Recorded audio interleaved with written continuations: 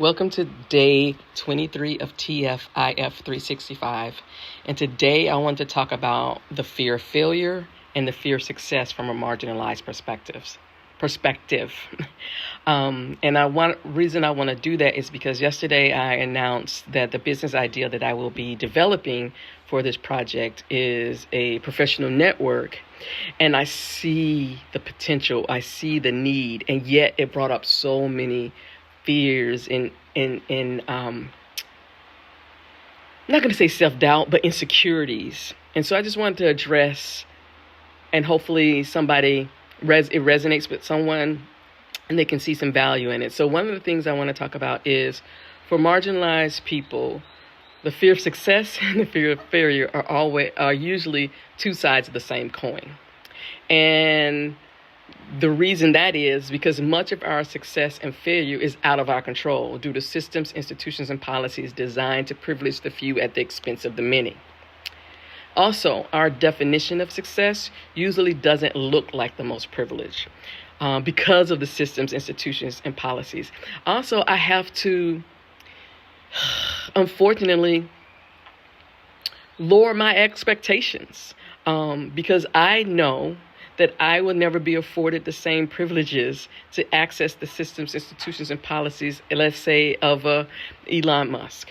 I will never be able to access the same systems, institutions, and policies that will allow me to have the same level of success as a Mark Cuban or a Bill Gates or any of those rich, privileged, white,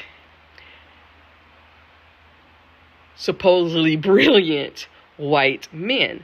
I will never get that level of support ever. And it's fucking disheartening to know that. So even though I plan to build a professional network that is scalable and profitable, I have to find very clever ways of getting the support and services and resources that I need, because I don't have at my disposal on my phone folks' numbers who I can call up and they can assemble millions of dollars. So that it takes longer. We have a much longer runway. I can't get from A to Z quickly. I have to get from A to Z zigzag, going back, coming forward. There is no immediate thing to that. And so our success and failure, that is not in my hands. And that can be so disheartening, so there's so much power in that I have to give over, so much hope in that I have to give over, because I just won't have those things availed to me. Another point is, when you live from a give 110% perspective, it still doesn't guarantee success, and it's often harmful for us. I mean, Black and brown, disabled, entrepreneurs, anybody professional who's trying to get into a profession, get in a career, we're told we have to do, particularly Black and brown people, particularly Black folks in the U.S., and other places. You have to give. Think about immigrants. You have to give that. You have to give. You have to give. You have to be successful. And there's so much that stands in the way of that success that we have no control over. And it becomes this thing that causes us harm because we keep fighting, we keep hitting this invisible wall. And because we've been taught about giving 110%, and that's how we're going to get there, we keep giving 110%, whatever the fuck that means, because people tell us there's only 100%. So how the fuck can you give 110%?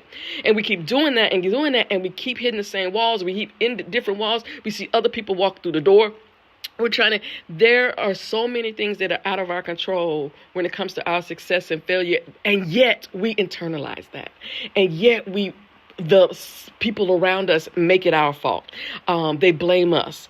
And what was your plan? You didn't think through it. And I'm here to tell you, there's so much about our success and failure that is not in our hands. And yes, that's disheartening. And so I'm going to figure out a way to get through this. I'm going to figure out a way to meet those challenges the best that I can. But I have to admit that it saddens me. It really, truly saddens me because I know that I have a network of technologists and domain experts who can help me build this professional network in a supremacy-free, coercion-free, discrimination-free, and exploitation-free manner. I know that there are people who are seeking a platform that will keep them safe, that they can be professional and grow and not have to give 110%. And I also still know that there are barriers to that success that I will have to overcome. And so, again, like I said yesterday, I don't know what this journey is going to be, but it's going to be a hell of a ride. So until tomorrow.